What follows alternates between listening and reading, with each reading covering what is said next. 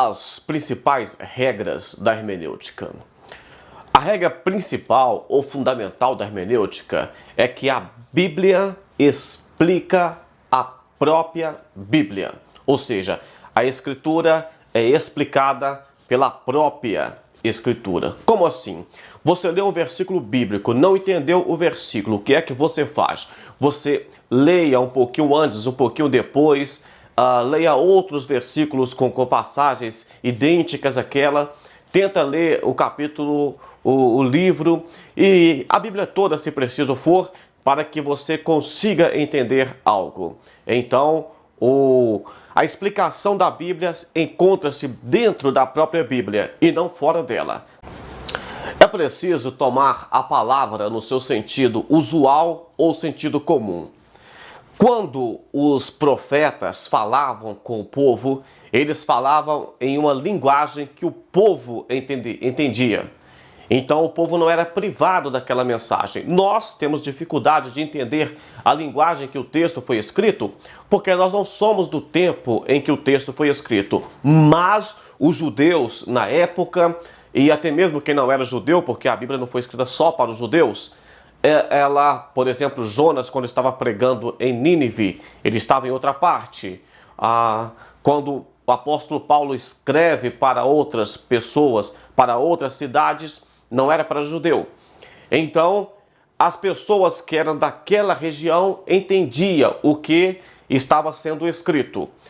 Para isso, é necessário você entender muitas das vezes da cultura, dos tempos histórico e o que aquele povo entendia, gostava de fazer, porque assim você vai perceber o que estava sendo dito para eles. Essa é uma da formas de você entender.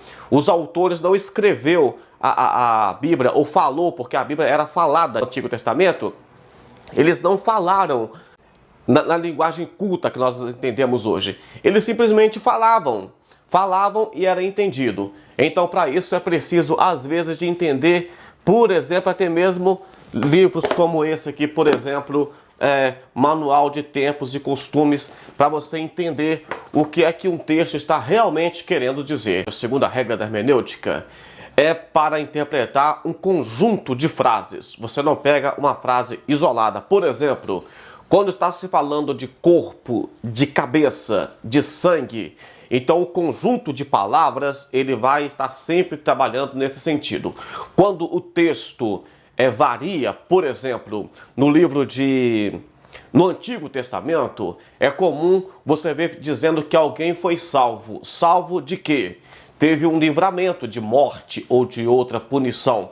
Essa pessoa foi salva. No Novo Testamento, geralmente, salvação estará se referindo a Jesus Cristo. Então, preste atenção no conjunto de frases de que vem tratando aquele texto. A frase não muda bruscamente.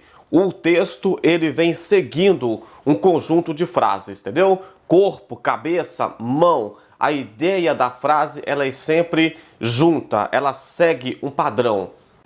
A terceira regra diz que nós devemos tomar o texto de acordo com o seu contexto. É muito comum você ouvir dizer que texto sem contexto é pretexto para heresia. Então, quando você pegar um texto bíblico para interpretar, leia um pouquinho antes e um pouquinho depois, para não pegar o texto isolado. Por exemplo, eu estou contando aqui para vocês que o ladrão falou para uma vítima, eu vou te matar. Alguém passa, escuta só essa frase, eu vou te matar. Ele vai entender que eu estou ameaçando alguém de morte. Na verdade, eu só estou contando o que alguém disse. Ele não viu o contexto da conversa, ele pegou só aquela frase isolada. Então, utilize sempre o contexto. O que é que está dizendo antes? De que se trata esse texto? Qual a ideia desse texto? Texto sem contexto é pretexto para heresia. Vamos analisar o contexto. Nunca pegue o versículo isolado.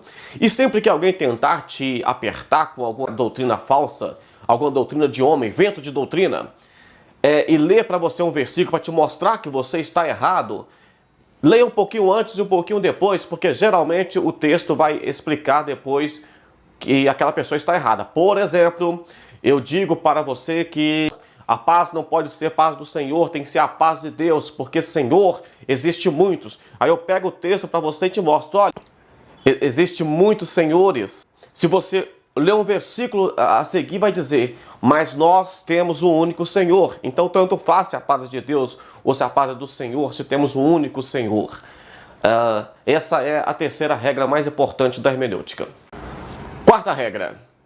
Sempre é preciso você tomar a interpretação do texto de acordo com a finalidade, o objetivo do livro. Salmo está falando de adoração, de louvor. As cartas do apóstolo Paulo está falando de doutrina. O livro de Atos vai falar de a sequência, o segmento do evangelho. Então precisa de você observar. Esse livro trata-se de quê? Qual que é a ideia, o objetivo desse livro? Quinta regra.